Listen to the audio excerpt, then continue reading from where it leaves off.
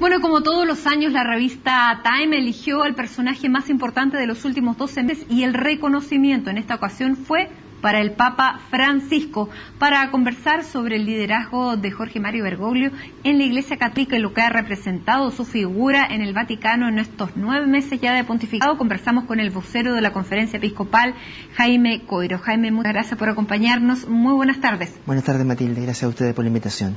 ¿Cómo recibe la Iglesia que la revista Time haya nombrado al Papa la figura del año? No lo hacía desde hace muchísimo tiempo. La última vez fue en el 94 Juan Pablo II y solamente lo había hecho una vez antes, en 1962, a Juan XXIII.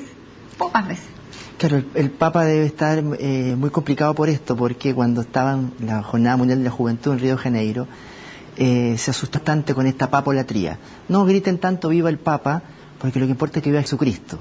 Entonces, muy probablemente para gran parte de la Iglesia es una alegría, una cuestión que creemos muy merecida, pero que significa un desafío enorme para quienes formamos la Iglesia. Pero es también una ayuda a este cambio de imagen que también quería dar el Papa de una Iglesia más cercana. ¿Cómo cambió la percepción de la gente de la Iglesia después o con el Papa Francisco?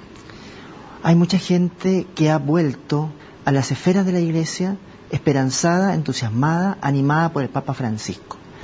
Hay gente que se había alejado por diversas razones, algunas muy tristes y algunas muy vergonzosas para la Iglesia, pero que no necesariamente tienen que ver con escándalos. Pensamos de gente que se fue porque no encontró en la Iglesia un testimonio de Jesucristo, un testimonio de amor, de solidaridad, de misericordia.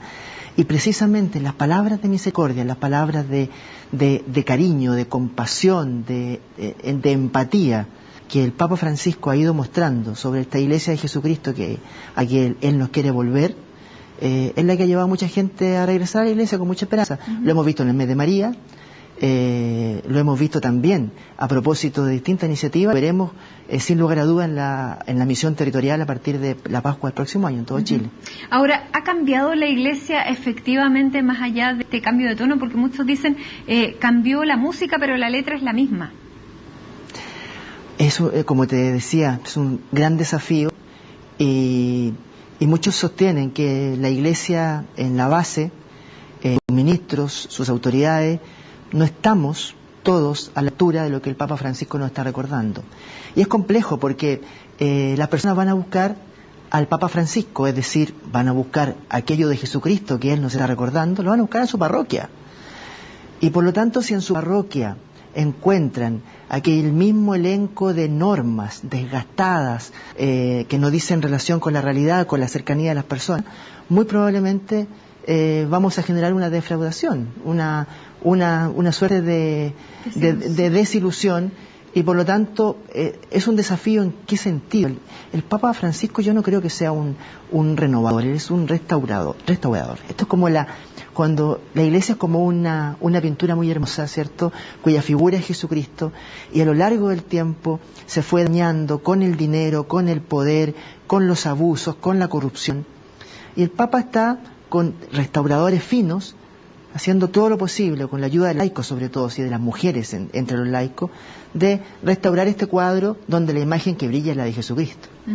Ahora, hemos visto que el Papa ha hablado de cosas que antes por lo menos estaban en los documentos, pero no lo habíamos visto, no lo habíamos escuchado en los labios de un pontífice. Por ejemplo, el tema de los homosexuales, la acogida que han tenido en la Iglesia los homosexuales, más allá de que la doctrina sea exactamente la misma, pero ha tenido un lenguaje mucho más cercano y mucho más acogedor. También ha hablado, por ejemplo, de aborto, pero ha hablado más de la misericordia. ¿Cómo reciben los sectores conservadores a este Papa que tal vez se está abriendo la Iglesia más de lo que muchos quisieran? Bueno, más que los sectores conservadores, yo diría en aquellos grupos que han aprendido a reducir la enseñanza de Jesucristo y del Evangelio a un solo ámbito de la vida, y que por lo tanto no fueron muy cercanos a las enseñanzas sociales de la Iglesia, y que privilegiaron las normas y eventualmente algunas disposiciones disciplinares antes que la misericordia y la dignidad de la persona humana. Aquí el Papa lo que hace, y que en su exhortación apostólica lo dice magistralmente, es volver sobre la fuente es Jesucristo, y Jesucristo para comunicarlo alegremente a las personas. significa que se antepone a la persona. Y si por lo tanto el primer gesto de un cristiano es pensar en esa madre que se ha visto en la obligación de abortar, es pensar en el dolor de esas personas que vienen con distintos tipos de carga afectiva, con historias complicadas, y por lo tanto él lo ha dicho con todas sus letras. Yo creo que ha suscitado cierta incomodidad en muchas personas en la Iglesia, también en autoridades de la Iglesia. No necesariamente lo dicen en forma pública, pero yo creo que es necesario que esa incomodidad se traduzca en un diálogo abierto también en los consejos pastorales y en las comunidades donde hay protagonismo cada vez más creciente de los laicos y de las laicas. Ahora, que la revista Time lo ponga en su portal, lo elija figura del año 2013, sin embargo, es más allá de lo que le puede incomodar en lo personal, es un tremendo espaldarazo mundial a una figura muy importante para la Iglesia Católica. ¿Cómo reciben en Chile la posta que deja o el mensaje que tiene este Papa Francisco tan potente? ¿Tenemos una iglesia que esté acogiendo ese mensaje? Bueno, hay un tono en el Papa Francisco que dice de los rasgos de esta iglesia, una iglesia audaz, una iglesia misionera. Él se toma una licencia en su último documento para usar neologismos y pide incluso perdón por usarlos, ¿no? Entonces dice que los misioneros católicos tienen que primerear, tienen que ir adelante, porque no van con imposiciones, sino que van con posiciones alegres y esperanzadoras. Y por lo tanto, eso yo creo que pone en una actitud de mucha esperanza y también de mucho entusiasmo a la Iglesia, particularmente al mundo de la juventud, ¿no? Creo que la pastoral juvenil el año pasado y este año fundamentalmente en tiempo de misión joven se vio reanimada por este entusiasmo y esta vitalidad del Papa Francisco. Yo creo que todos los jóvenes chilenos que fueron a la JMJ en Río de Janeiro volvieron revitalizados con este ardor. Desde los jóvenes yo creo que vamos a tener que hacer mucho en la Iglesia. Eso significa hacernos preguntas, ¿no? Decirnos cosas incómodas, pedir suficiente perdón y mirar a la cara a algunas personas a las que todavía no somos capaces de mirar a la cara y pedir perdón. Eso significa sacar la basura debajo de la alfombra, significa también tomar las debidas decisiones para que la Iglesia sea lo que nos pide Papa Francisco, Iglesia de los pobres, para los pobres, con ellos y no a sus espaldas. Ha faltado tal vez en la Iglesia chilena mirar un poco a la gente, me pongo en el caso de los temas de pedofilia, las víctimas, ser más cercanos con el otro, con el más débil, con el que sufrió, el que fue víctima. Quizá ha faltado en algunos sectores. En las comunidades de base eso nunca ha faltado. Siempre ha sido una mirada desde la humildad, desde el Evangelio. Probablemente algunos representantes de la Iglesia, quizá algunos revestidos con más autoridad, han fallado en que les ha faltado, a todos nos falta la humildad en algún momento, ¿no?